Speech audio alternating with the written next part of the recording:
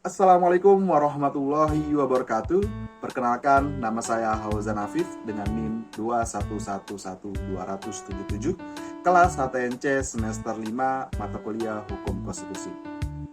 Pada kesempatan kali ini, izinkan saya untuk sedikit menjelaskan terkait materi yang ada di dalam mata kuliah Hukum Konstitusi. Dan video ini juga ditujukan untuk menyelesaikan tugas akhir dari mata kuliah Hukum Konstitusi. Baik, materi yang akan saya coba jelaskan yaitu yang berjudul perubahan konstitusi. Baik, sebelum kita jauh membahas terkait perubahan konstitusi, alangkah baiknya kita mengetahui terlebih dahulu apa itu sebenarnya konstitusi. Apa yang dimaksud dengan konstitusi?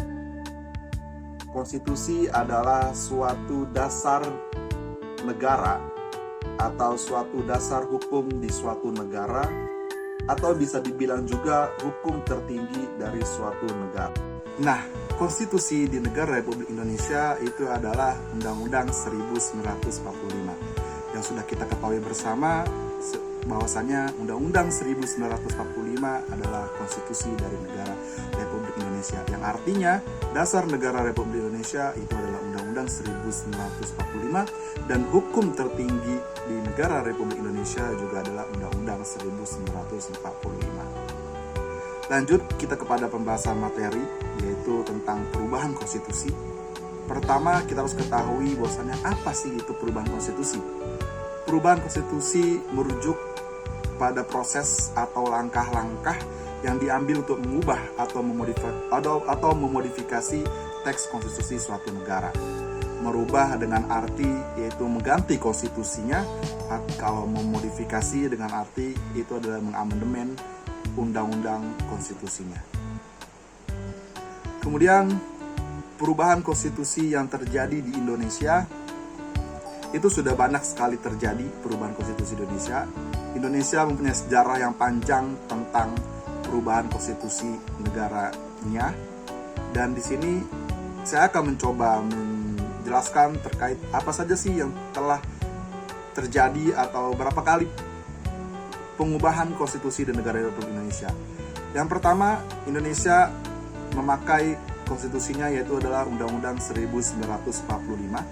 Kemudian berubah menjadi Konstitusi Republik Indonesia Serikat, kemudian berubah lagi menjadi Undang-Undang Dasar Sementara Republik Indonesia, dan sampai akhirnya kembali lagi pada awal yaitu Undang-Undang Dasar 1945. Yang dimana di perjalanan perubahan konstitusi itu memang terjadi perubahan dasar negara atau perubahan konstitusi. Dan kemudian Indonesia juga mengalami beberapa kali amandemen Konstitusi Undang-Undang Dasar 1945. Indonesia mengalami 4 kali amandemen, yaitu pada tahun 1999 yang pertama, kemudian yang kedua tahun 2000, kemudian yang ketiga tahun 2001, dan yang terakhir itu tahun 2002. Dan itulah Undang-Undang Dasar 1945 atau Konstitusi Negara Republik Indonesia mengalami perubahan amandemen 4 kali. Kemudian selanjutnya, apa sih tujuan dari perubahan konstitusi itu?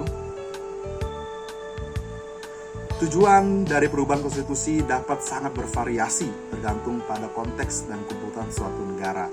Dan di sini saya akan membahas tentang tujuan perubahan konstitusi yang secara umum, yang biasanya tujuannya itu adalah yang pertama terkait tentang sosial, kemudian yang kedua ada pengakuan dan pelindungan hak asasi manusia, kemudian ketiga tentang ada demokratisasi, yang keempat kemudian ada pembaruan sistem pemerintahan, yang kelima itu ada keseimbangan kekuasaan, yang keenam ada penyelesaian terhadap perubahan ekonomi, yang ketujuh ada penyelesaian konflik, yang kedelapan mengatasi kelemahan konstitusi, yang kesembilan modernisasi hukum, yang kesepuluh peningkatan legitimasi hukum.